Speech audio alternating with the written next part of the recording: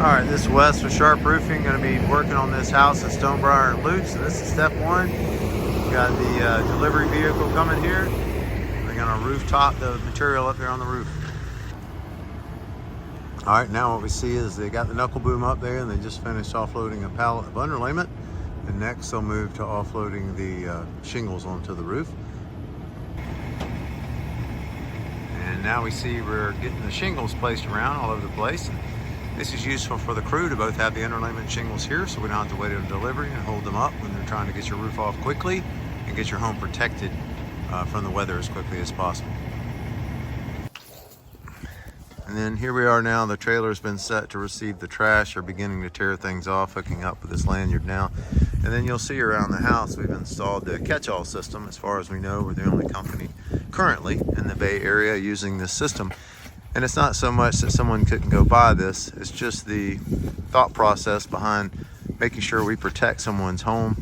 We're trying to catch as much debris as possible before it can get on the ground, but also to protect plants, the windows, the things around the house as things get torn off. Even though we're typically removing it and throwing it directly into the trailer, we still want to catch anything that may fall off the house.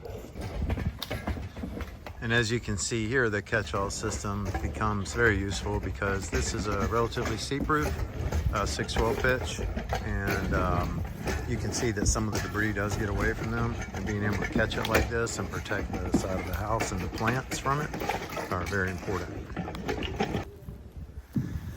And then here you see they're beginning to install the high temp storm guard underlayment that the shingles will go over. This is an excellent product. Puts up with the heat that the shingles reaches. Can get up to 180 degrees even in full sun. So we're covering the entire deck with that. That'll help protect in case any shingles ever blew off in a major hurricane, which is highly unlikely, but if they ever did, it's there.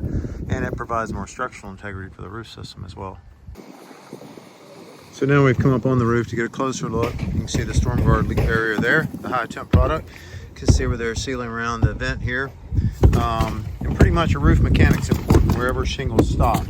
So any penetrations, any walls. But one of the things that's also very critical is the nail line.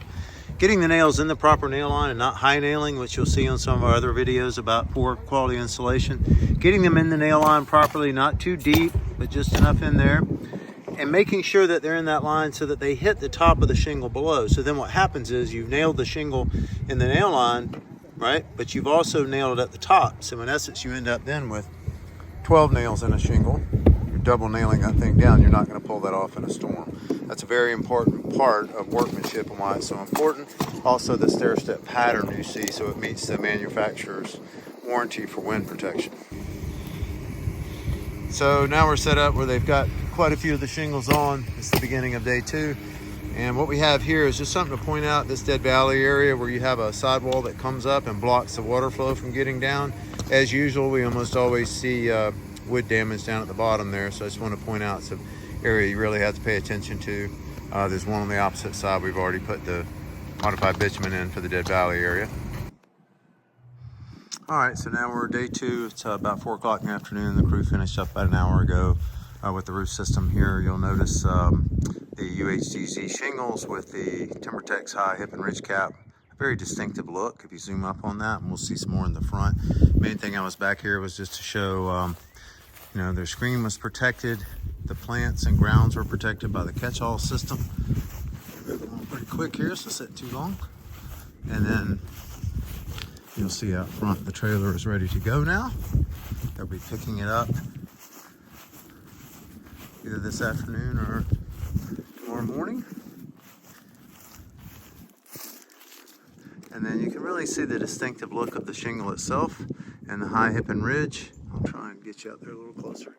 But if you look over at one of the houses next door or this one right over here, you can see the difference between the typical type of architectural shingle, which still looks good, don't get me wrong.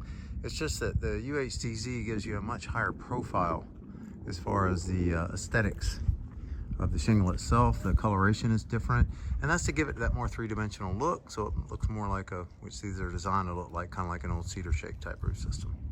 All right, thank you.